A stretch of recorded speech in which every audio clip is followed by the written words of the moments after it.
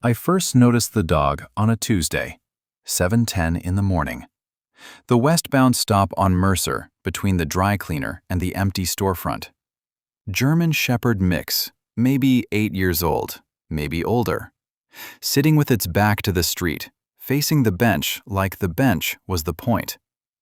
Not waiting the way dogs wait when they're lost. Sitting the way you sit when you know exactly what time the next bus comes. I was walking to the coffee place, same route every morning. He was already there when I passed, still there when I came back with my cup, same position.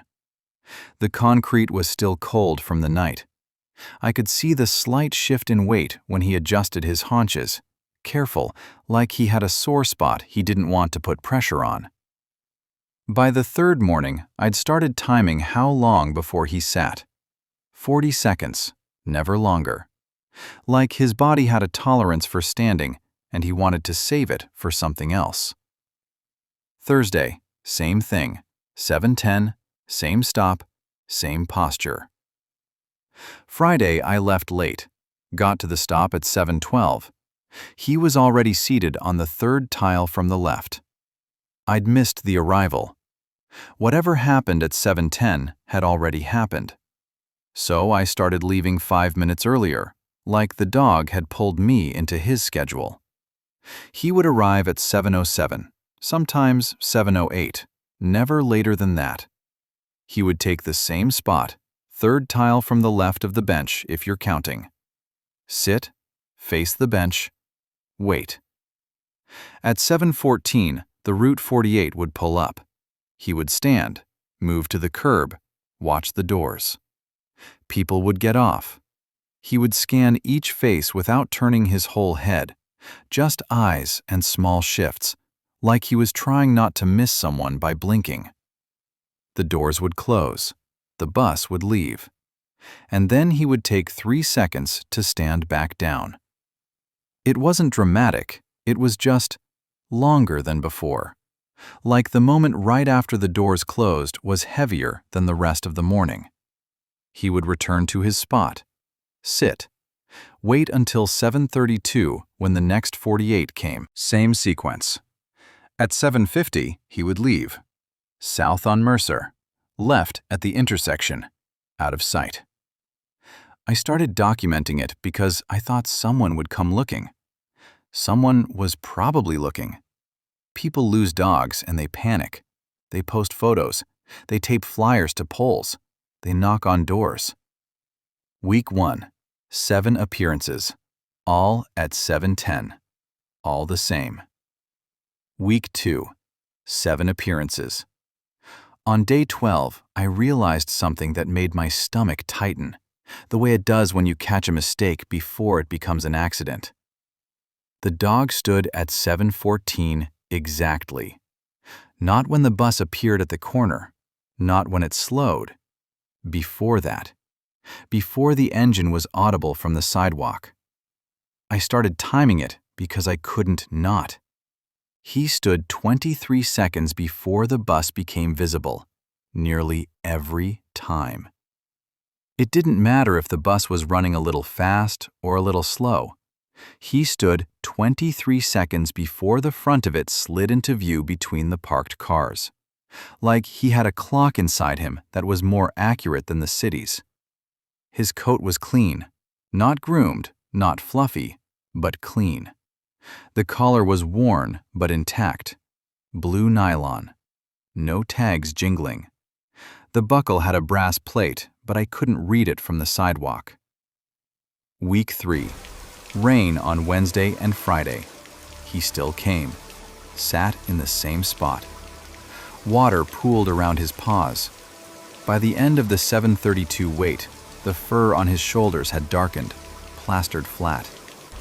When he stood, I heard the click of his nails on wet concrete, slower than before, not limping, just careful.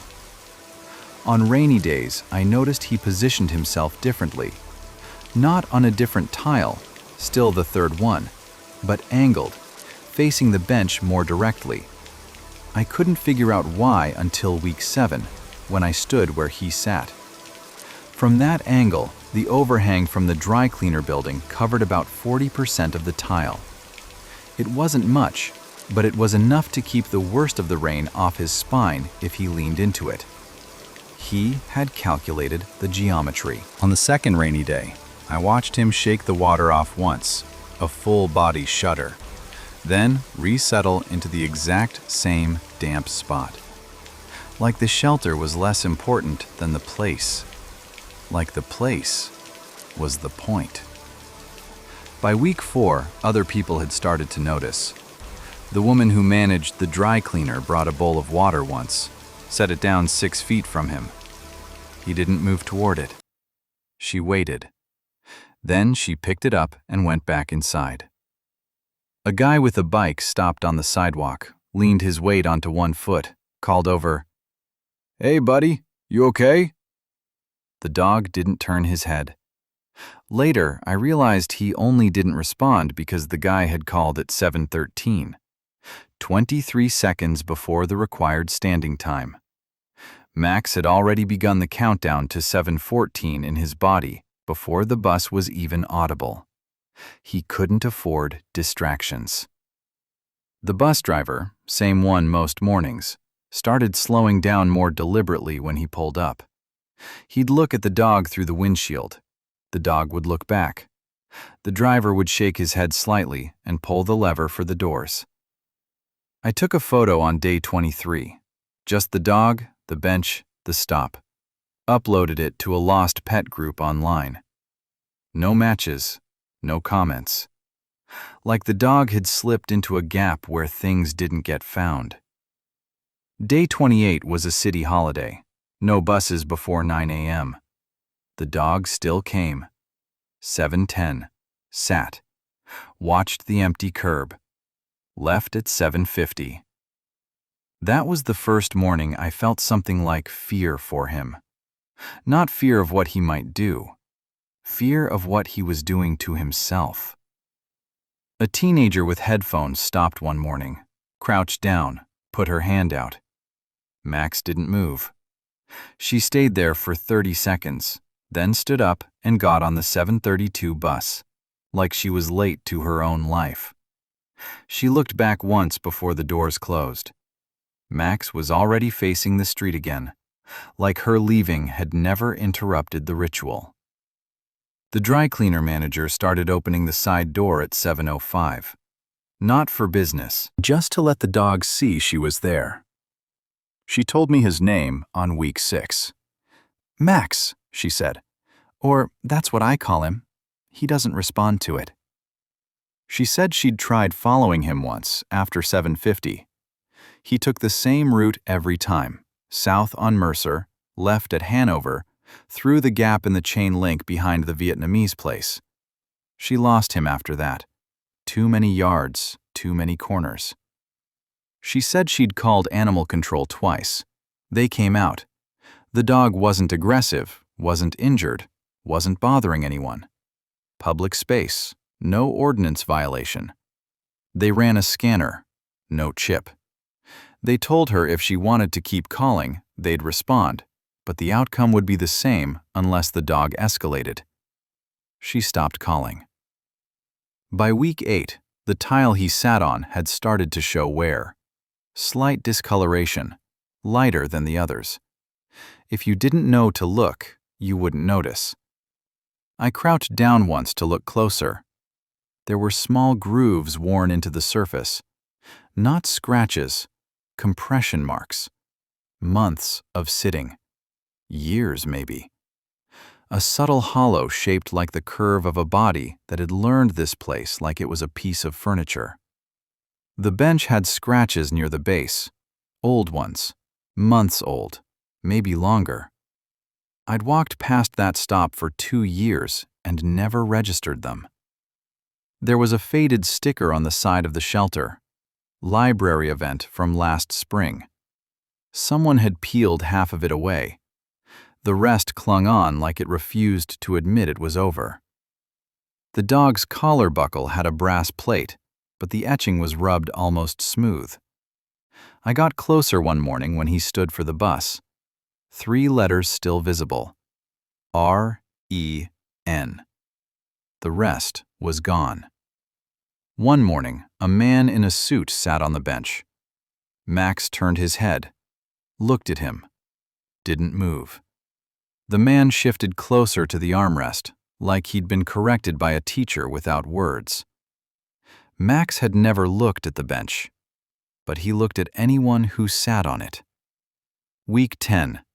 Someone left a sandwich on the bench, wrapped in paper, no note. Max didn't touch it. By the next morning, it was gone. A teenage girl got off the 732 one morning, saw Max, then came back 10 minutes later with a breakfast sandwich from the deli, unwrapped it, set it down. Max didn't touch it. She crouched there for a minute, then left. The sandwich was gone by evening. I don't know if Max ate it, but I started wondering, quietly, the way people wonder about things they can't fix. How long can a dog do this? I tried looking up the bus schedule for Route 48. The 714 was the first westbound of the morning. Before that, nothing since 11:43 the night before. Max knew that. I don't know how, but he knew. Week 11. Snow. 4 inches overnight. The bench was covered. Max still came. Sat in front of where the bench should be, in the exact relationship to it, like the snow was just a new layer of paper over a table he had memorized. Snow built up on his back.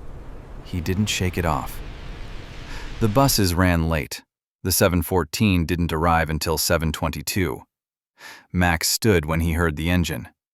2 blocks before it was visible. That was the second time fear hit me hard, because it meant he wasn't just remembering. He was listening for it, waiting for it, expecting it.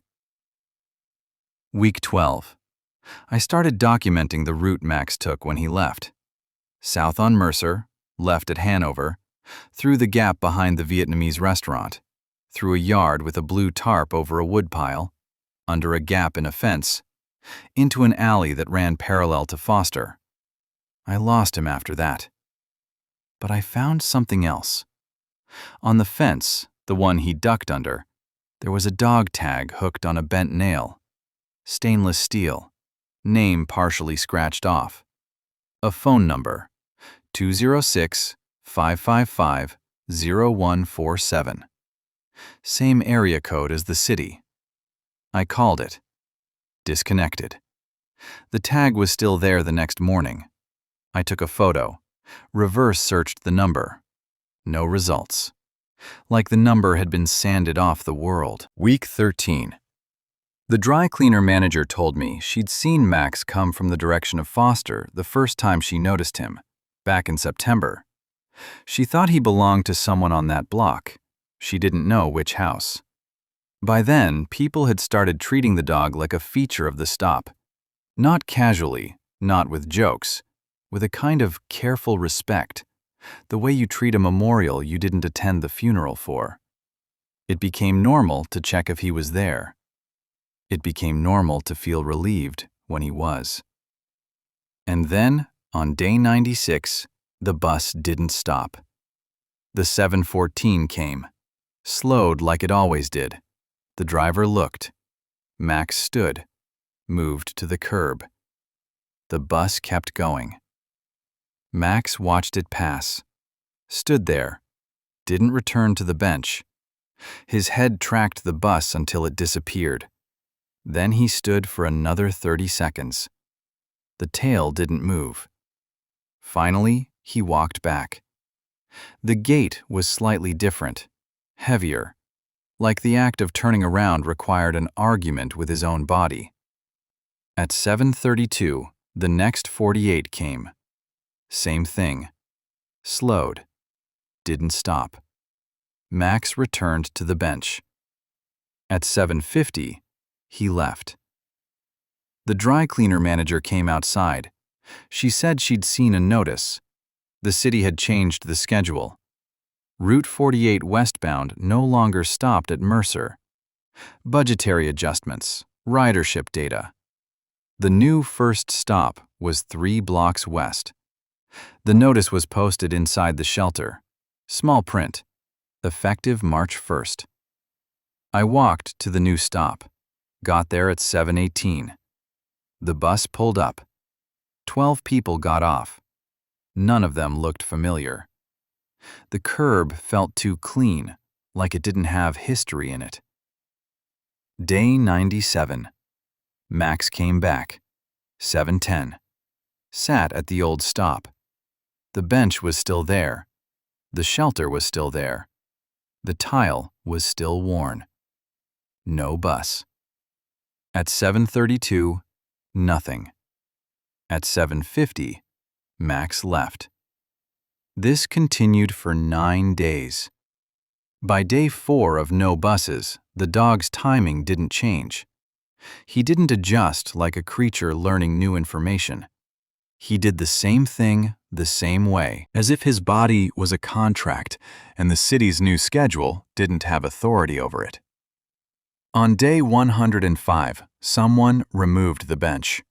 No explanation, just gone. 2 metal fixtures remained where the legs had bolted into the concrete.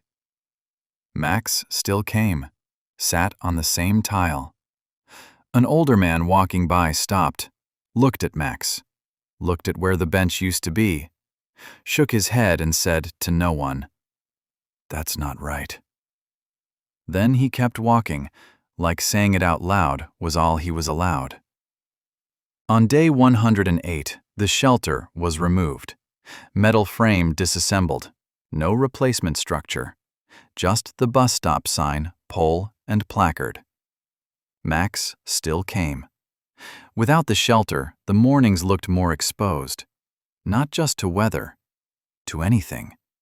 Cars, attention, dogs off leashes, the random cruelty people carry around like spare change. I realized watching him that he wasn't checking left and right the way dogs do. He was scanning higher. A car horn, a shouting delivery driver, a dog off leash. His eyes tracked everything now. He was leaner too, not starving, but the kind of lean you get from walking the same routes, sitting the same hours, burning slow. His coat had dulled. Some of that was dirt, but some was just the look of a body that stopped taking care of itself in the small ways. One morning, a horn blared behind him. He didn't even turn. Another morning, a dog barked from across the street until the owner dragged it away. Max didn't respond. It wasn't courage. It wasn't stubbornness. It was single-mindedness. I looked up the address associated with the old tag. The number had no active listing, but the prefix placed it in this area. I cross-referenced disconnected lines reported in the city database, found one from November. Disconnection date? November 19th. 4 months ago. The associated address was 428 Foster Lane. I didn't go there immediately. I wanted to. But I waited, like I was afraid of what a house would confirm. On day 115, someone left a note at the stop. Folded paper weighted with a rock. To whoever's looking for this dog's owner, I think I know what happened. Then, a phone number. I called it 3 times. No answer, no voicemail. Like the person who wrote it regretted leaving evidence. Week 16. Max still came. Every morning. No bench, no shelter. Just the pole, the sign, and the worn tile. At 7:14, he would stand, face the street, watch. At 7:50, he would leave. One morning it rained. Max sat in the same place, no cover. The dry cleaner manager opened her door and called over, softly, "Come here, baby." Max didn't respond.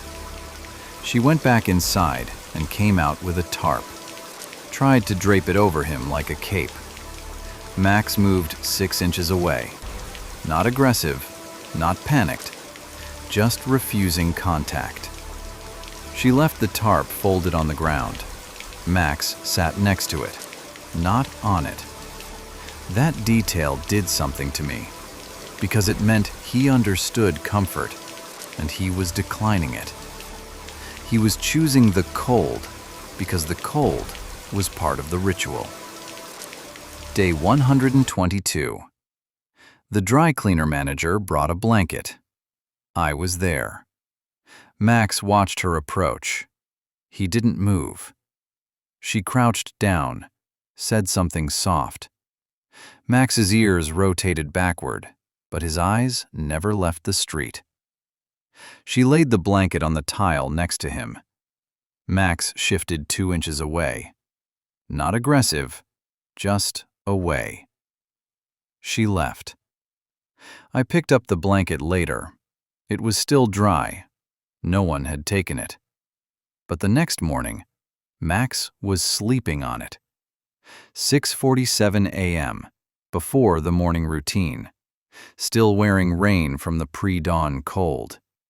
But he was on the blanket.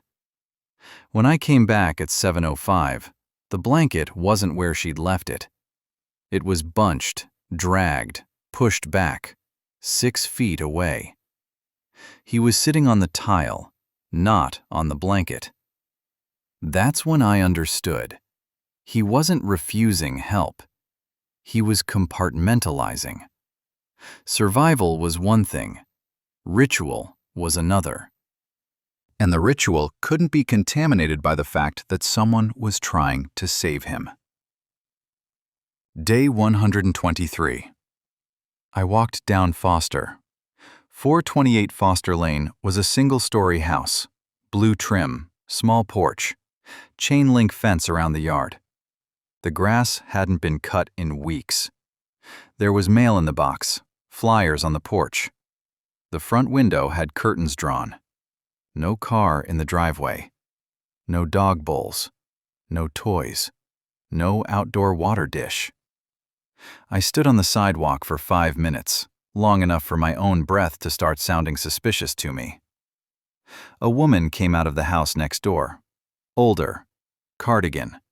Cigarette held like she'd been holding it the same way for decades. She asked if I was looking for someone. I asked about 428. She said the man who lived there was named Aaron. Aaron Brennan. Lived alone. Quiet. Kept to himself. Had a dog. German Shepherd. Took the bus to work every morning. Some kind of job downtown. She didn't know exactly what. She said Aaron stopped coming outside in November. She noticed because the dog wasn't around anymore either. She thought he'd moved, but the mail kept piling up. She said someone from the city came by in December. Went inside. Came out 30 minutes later. After that, a medical transport van. Then, nothing. She said she asked the landlord about it later. The landlord said Aaron had been hospitalized. Emergency. Didn't say what for. Said the lease was terminated. Property was being cleared. She said she didn't know about the dog. I asked if Aaron took the 7:14 bus. She said yes. Every morning, Monday through Friday. He'd leave at 7:05 with the dog. Walk up to Mercer. Get on the 7:14 westbound. The dog would wait at the stop until he got home. She said Aaron got home at 6:30 most nights. Took the 6:12 eastbound. The dog would be there.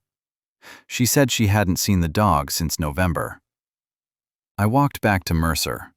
Got there at 7:09. Max arrived at 7:10. Sat on the same tile.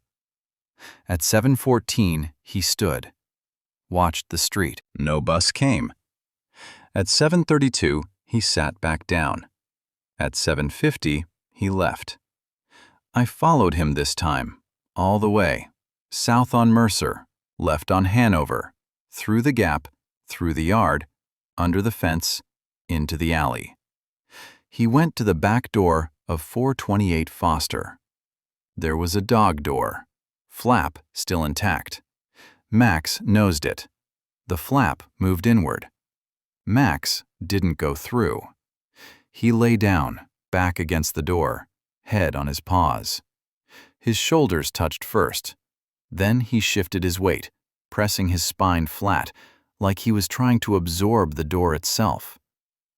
From that angle, I noticed his ribs more clearly than before. Not emaciated, just leaner.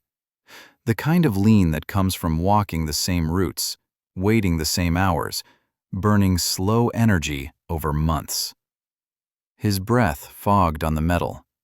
He didn't look away from it. He stayed there until 6:15. At 6:15, he stood, walked to the front of the house, sat on the porch facing the street. At 6:47, he left, back through the alley, back to the fence, back to the yard, back to Hanover. I don't know where he slept. The next morning, he was back at 7:10. That's when I started making calls, because observation stopped feeling like enough. I called the hospital the next day. I didn't have Aaron's full information, no date of birth, no insurance details. The receptionist said they couldn't confirm if anyone by that name was a patient. Privacy regulations. I asked if there was a social worker I could speak to. She transferred me. Voicemail. I left a message, explained the situation, said there was a dog, said the dog was still waiting. No one called back. I tried calling the landlord, got a property management voicemail, left a message. No response. I called animal control again, explained the situation, said the dog wasn't in distress, but it was alone. Said I knew where it had lived. Said the owner had been hospitalized. They said they'd send someone. 3 days later, an officer came to the Mercer stop. I wasn't there. The dry cleaner manager was. She told me later the officer watched Max for 10 minutes, asked her questions, took notes, left. The next morning, Max was still there. I called back. They said they'd filed a report. Said Max didn't meet criteria for immediate intervention. Said if I wanted to pursue it further, I could file a petition with Animal Services. They'd schedule a hearing. Typical wait time, 4 to 6 weeks. I asked what would happen if Max stopped eating, if he got sick, if someone hit him with a car at 6:15 when he crossed to Foster in low light. The officer paused, then said, "If there's an incident, we respond to incidents." I filed the petition. Day 130. It rained for 3 days straight. Max came every morning, sat in the same place. No shelter, no cover. On the third day, the dry cleaner manager brought out an umbrella, tried to hold it over him. Max moved. She followed. Max moved again. She gave up. She looked embarrassed, like she'd been rejected by something that didn't even have language. Day 142. I went back to 428 Foster. The front door had a notice taped to it. Property condemned, entry prohibited, scheduled for clearance review. The back door still had the dog flap. Max was there at 6:15, same position, back against the door. I called the city housing office, asked about 428 Foster. They said it was under review. Health and safety code violations. Occupant had been removed. Property would be cleared pending landlord compliance. I asked about the dog. They said animals weren't their jurisdiction. I asked what cleared meant. They said contents would be removed. Property would be secured. They couldn't provide a timeline. It was always that. Not anger, not refusal. Just a smooth surface you couldn't grip. Day 151. The hearing notice arrived, scheduled for April 14th, 10 days out. Day 153. I went back to Mercer at 6 p.m., waited at the corner where the 612 eastbound used to stop. At 6:29, Max came, walked up from Hanover, Sat at the pole where the stop used to be, faced east. Buses didn't stop there anymore. The sign had been removed 2 weeks ago. Max sat until 6:50. Then he left. I followed him back to Foster. He went to the porch, sat, faced the street. At 7:03 he left, back toward Mercer. At 7:10 he was at the old westbound stop. That's when it stopped looking like a quirk. It looked like a whole day. 2 rituals, morning and evening. 2 locations. 2 waiting windows. Later that same day, I passed Mercer again. Max was there, off schedule. Same tile, same posture.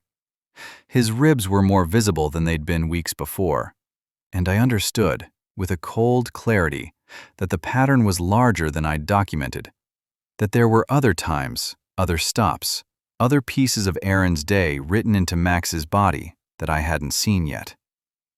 The next morning, I brought a leash. I got there at 7:05. Max was already there. I approached slowly, said the name the dry cleaner manager used. Max. He didn't respond. I held out my hand. Max looked at me, looked back at the street. I tried putting the leash near his collar. Max moved. Not aggressive, just away. Like he was dodging responsibility, not me. At 7:14, he stood. I stepped back. At 7:50, he left.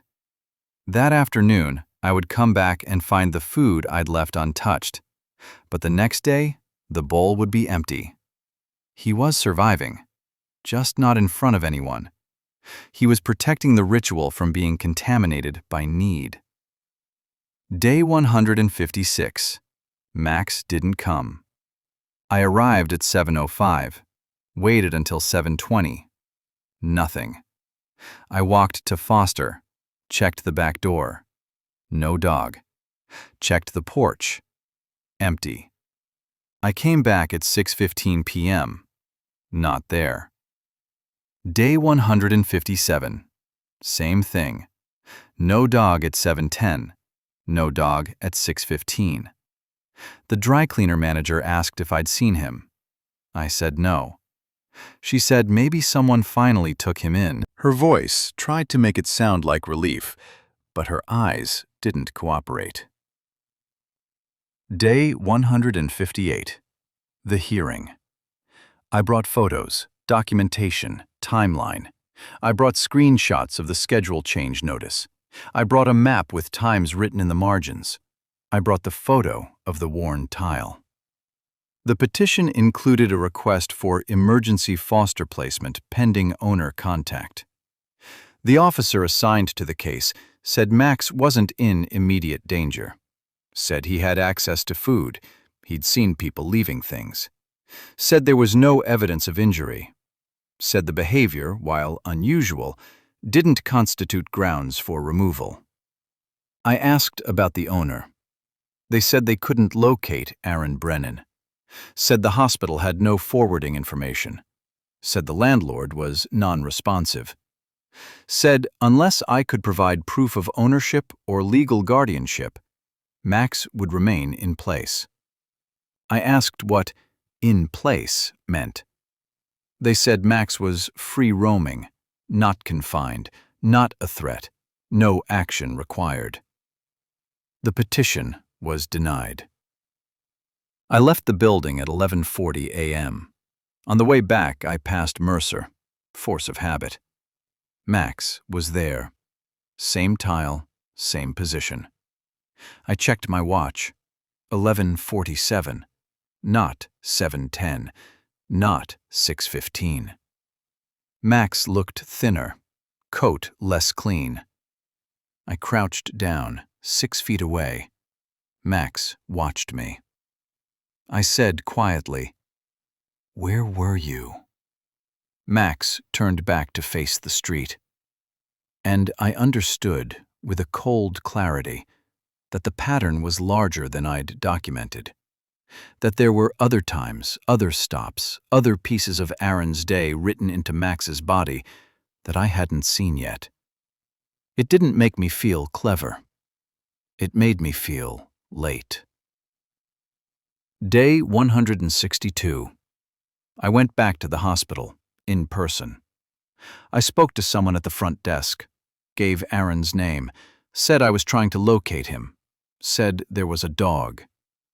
They said they couldn't confirm patient information. I asked if they had a patient advocate. They gave me a number. 2 days later, someone called back, said they'd reviewed the inquiry, said they couldn't provide details, but confirmed Aaron Brennan had been discharged. Said discharge date was February 12th. Said no forwarding address was available. I asked where he would have gone. They said they couldn't provide that information. Day 167. I went to 428 Foster at 6:15. Max was there. Back door. Same position. I sat on the ground, 12 feet away. Didn't move, didn't speak. Max looked at me, looked back at the door. At 6:50, he left. I came back the next day, same time, same position. This time, I was 10 feet away. Third day of coming back, 8 feet. Fourth day, 6 feet. On the 5th day of coming back, Max let me sit 4 feet away. On the 8th day of coming back, I brought food, dry kibble in a bowl, set it down, backed away. Max didn't eat. On the 10th day of coming back, the food was gone. I don't know if Max ate it or if someone else took it. But after that, I started bringing food every morning. Max would eat it now. Not immediately, after I left. But I'd come back and the bowl would be empty. On day 179, I got there early, 6:55. Max was already there, but not at the 710 spot. He was at the dry cleaner's side door, sitting, waiting. Like he knew the woman inside would open it at 7:05. Like he was checking in on the one human who had become part of the environment. When he saw me, he stood and walked to the spot. Third tile, ritual restored. He'd been coming earlier, to eat before the ritual. He had compartmentalized survival and belief. On day 182, Max ate from my hand. Not eagerly, not like a pet. Like a worker accepting payment without making it personal. On day 189, a bus engine sounded 2 blocks away. Not the Route 48, a delivery truck. Max's entire posture shifted, ears forward, body tall. He stood. The sound continued past, never stopping. When it became clear it wasn't the bus, his posture slowly collapsed back into sitting. He wasn't remembering a routine. He was expecting one. On day 191, Max stood 60 seconds before Mrs. Chen rounded the corner. I'd seen her dozens of times. The woman who got on the 732, same as usual, same bag, same pace. But Max knew her. Not like he knew Aaron, but he knew. He stood before she was visible, before any sound. She hadn't made a noise. The concrete pad was empty. The street was quiet. But at 7:22:00, Max stood. And at 7:22:47, Mrs. Chen appeared, breath visible, bag on her shoulder, surprised to see me there too. She saw Max standing and said, under her breath, "He does that," like she'd seen it happen when no one else was watching. By then, I had stopped thinking of Max as stubborn. It felt closer to devotion. And devotion looks a lot like suffering from the outside. On day 193, I found Aaron. Not at the hospital, not at the house. I found a reference in a public record database. Temporary shelter placement, city-run facility on Rainier.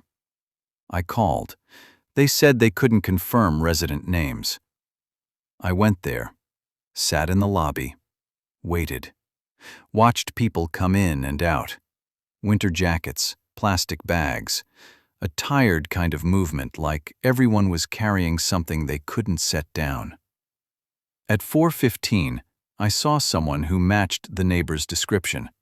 50s, thin, gray jacket, walking slowly like the sidewalk had opinions about his knees. I followed him outside, called his name. He stopped, turned around. I asked if he was Aaron Brennan. He said yes. I told him about the dog. Aaron didn't say anything for a long time. Then he asked, "Mercer?" I said yes. He said, "Still there?" I said yes. Aaron looked down at the pavement like it was safer to look at concrete than at what his face would do if he looked up. He said he couldn't take the dog back, said he didn't have a place anymore. Said the shelter didn't allow pets. Said he'd tried to find him before, tried to go back to the house, but they wouldn't let him in. Said he didn't know where Max had gone. Thought someone had taken him. Thought he was safe. I said, "He's still waiting." Aaron's jaw moved once, like he was chewing on something that wasn't food. He said, "Every morning?" I said, "Yes." He said, 7:14. I said, "The bus doesn't stop there anymore." He nodded. Said he knew. Said he'd tried to take that bus last week. Transfer didn't work. Route had changed. I asked if he wanted to see Max. He said he couldn't keep him. I said that wasn't what I asked. We took the bus to Mercer, got there at 6:22, walked to the old stop. Max wasn't there yet. We waited. Aaron stood with his back partially turned, looking at the place where the bench used to be, like he didn't want to face the street because the street had been the witness to him disappearing.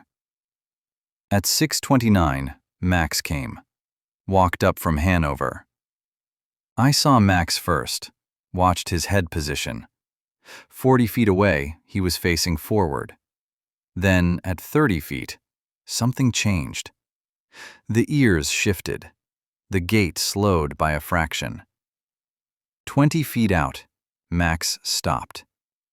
Aaron was still turned slightly away. Max hadn't seen Aaron's face yet. But he knew. Aaron crouched down, didn't move forward, didn't call out. Max stood there, 10 feet away. Then he moved. Slow. One step, another. Aaron's hand started to rise, then stopped. He was letting Max choose the speed. Max took 4 more steps, then stopped. Lowered his head, sniffed once, like he needed proof that this wasn't a trick. Then he closed the distance. He reached Aaron, put his head against Aaron's chest. Aaron put one hand on Max's neck. He didn't say anything. He didn't cry. He just stayed there with his hand pressed into the fur, like he was trying to memorize what he'd already lost once. We stayed for 20 minutes. Max didn't look at the street once. At 6:49, Max sat down next to Aaron, leaning his shoulder against Aaron's shin. Aaron's throat moved in a swallow that looked painful. Then Aaron said he had to get back. Shelter had a curfew. I asked if he could come back tomorrow. He said, maybe. Depends on the day program. Depends on the schedule. He stood up. Max stayed sitting. Aaron looked at me. He said, "Take care of him." I said I would. Aaron walked to the corner, stopped, looked back once. Then he left. Max watched him go. Max didn't chase him. That was the part I couldn't get out of my head afterward. Because it meant Max understood exactly how little time they had, and he still didn't waste it on panic. At 6:50, Max left, back toward Foster. The next morning, I came at 7:05, brought food, brought water, set them down. Max came at 7:10, looked at the bowls, didn't eat. At 7:14, Max stood, watched the street, like the reunion hadn't overwritten the ritual. Like Max could hold both realities at once. Aaron exists, and the bus still doesn't stop. When I walked back to the stop that afternoon, Max was there, off schedule, just sitting. The 2:47 sun was directly overhead. No shade. The concrete radiated heat. Max didn't move to the shadow of the building 6 feet away. He sat as if he was waiting for something that had a time, even if I didn't know the time. I didn't approach. I just stood at the edge of the sidewalk, feeling like I was intruding on a prayer. At 7:50 the next morning, Max left like he always did. I texted Aaron, asked if he could meet again. He said he'd try. 3 days later, he came back. Same time, same place. Max came. Same reaction. Aaron stayed 30 minutes this time, sat on the ground. Max sat next to him. Aaron said he was working on housing, transitional program. Might have a place in 60 days. Might allow pets. He didn't know. I asked what happened. He said he'd had an episode, psychiatric. Said he'd been managing it for years. Said he missed a refill. Said things got bad. Said someone called 911. Said he woke up in the hospital. Said they stabilized him. Said they released him to the shelter. Said they didn't tell him anything about Max. He said he used to take the 7:14 every morning, work downtown, building maintenance, steady shift. Brought Max with him to the stop. Max would wait there. Aaron would come back on the 6:12. Max would be waiting. He said it worked for 3 years. He said he thought Max would figure it out, thought he'd go somewhere else, thought someone would take him. I said he didn't. Aaron said, yeah. Over the next 2 weeks, Aaron came back 4 times. Not every day, when he could. Each time, Max was there. Each time, Max hesitated less. On the 5th visit, Aaron brought a leash. Said he got it from someone at the shelter, donation bin. He clipped it to Max's collar. Max didn't resist. Aaron said, come on. Max stood, followed. They walked to the corner, stopped. Max looked back at the stop. Aaron said, I know. They kept walking. I followed from a distance. They went to the park, 2 blocks west, sat on the grass. Aaron stayed for an hour. Then he had to leave. Unclipped the leash. Said, stay. Max sat. Aaron walked away. Max watched him, didn't follow. At 7:03 the next morning, Max was back at Mercer. That was the part that made it hard to breathe sometimes, because it meant the leash and the park and the hour on the grass weren't enough to break the schedule Aaron had taught him. It wasn't disobedience. It was the opposite. On day 202, the bus stop sign was removed. Pole cut at the base, just a metal disc flush with the concrete. The tile was still worn. Max still came. 7:10. Sat on the same tile. Stood at 7:14. Sat at 7:32.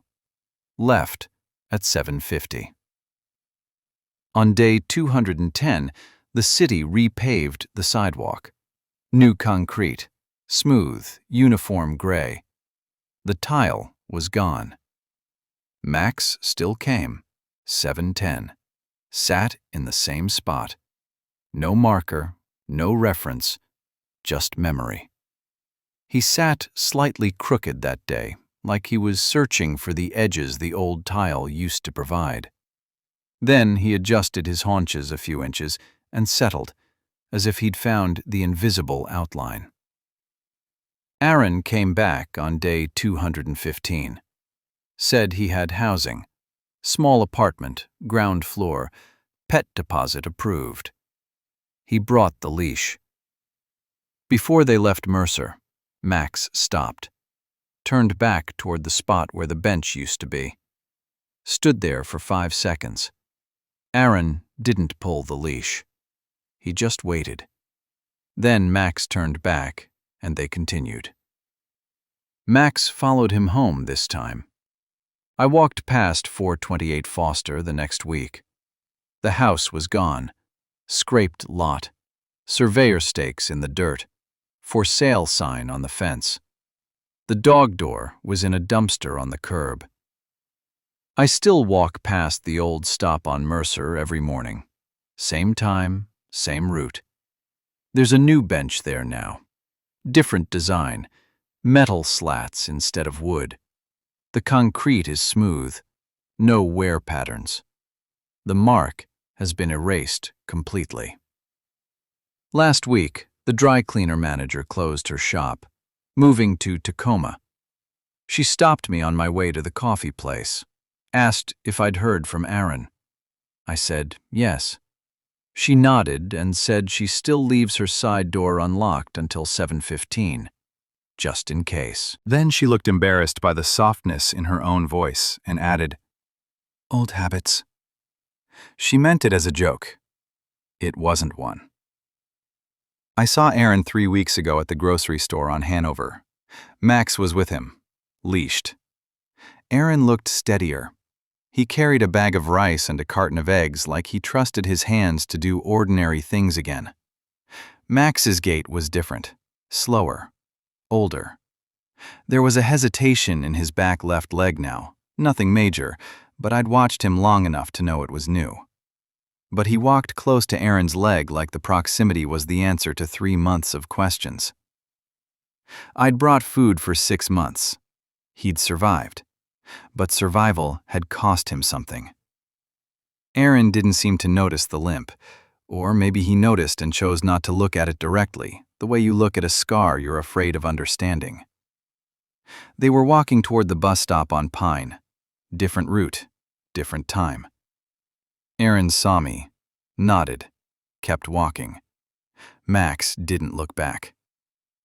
But this morning, I walked past the old stop, 7:10, force of habit. The curb was repainted, the bench was new, the concrete was smooth. I stopped anyway, stood where Max used to sit. From that angle you can see 3 blocks down Mercer.